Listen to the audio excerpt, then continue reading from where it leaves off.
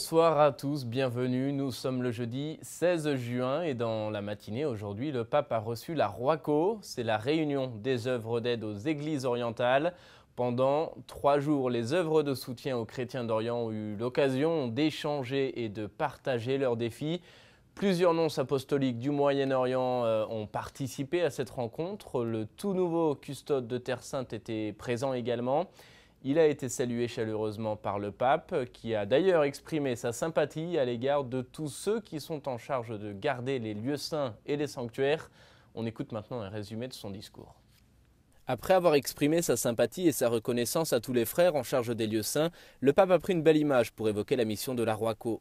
Revenant sur la découverte d'une mosaïque d'ange lors des travaux de réfection à Bethléem, le pape a expliqué que cet ange, caché pendant des siècles sous du plâtre, forme avec les 6 autres déjà connus une sorte de procession le long d'un chemin qui commémore le mystère du Verbe qui s'est fait chair. Cela nous fait penser que les visages de nos communautés ecclésiales peuvent être parfois couvertes de saleté dues aux divers problèmes et aux péchés, a expliqué le souverain pontife.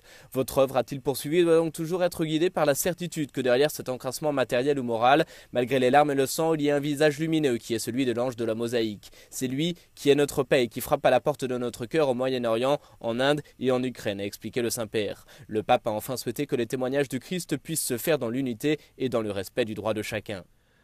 Et plus tôt dans la matinée, le pape célébrait, comme chaque jour, la messe dans la chapelle de la maison Sainte-Marthe. Dans son homélie, le Saint-Père a livré une réflexion sur la paternité de Dieu. Dire « Notre Père, c'est se reconnaître fils de Dieu », a-t-il notamment fait valoir. On écoute un résumé de son homélie. En priant le Notre Père, nous sentons son regard sur nous. C'est ce que le pape a affirmé lors de la messe ce jeudi matin. Le Saint-Père a souligné que pour un chrétien, les prières ne sont pas des paroles magiques. Ce Père, a-t-il observé, sait de quelles choses nous avons besoin avant que nous ne lui demandions. Un Père qui nous écoute dans ce qui est caché lorsque nous prions dans le secret.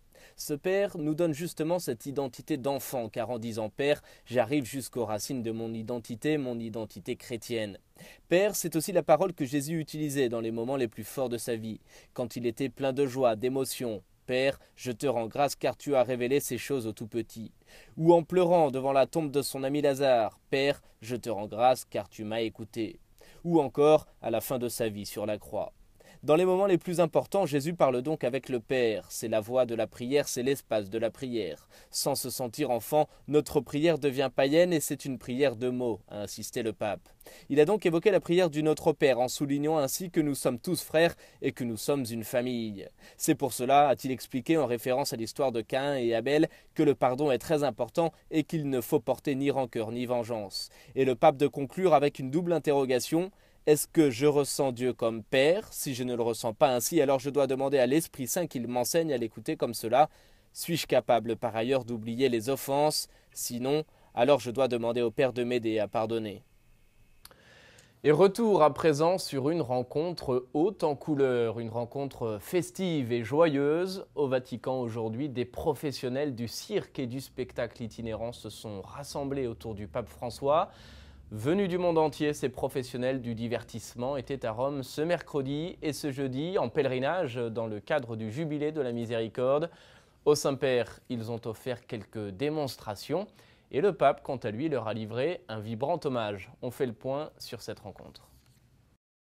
Il y avait comme un air de fête ce jeudi au Vatican. 7000 professionnels du cirque et du spectacle ont rencontré le pape dans le cadre de leur jubilé et dans son allocution, le Saint-Père les a remerciés pour ce qu'ils font. Par vos qualités, leur a-t-il dit, vous rendez la société plus riche, vous faites naître des sentiments d'espérance et de confiance.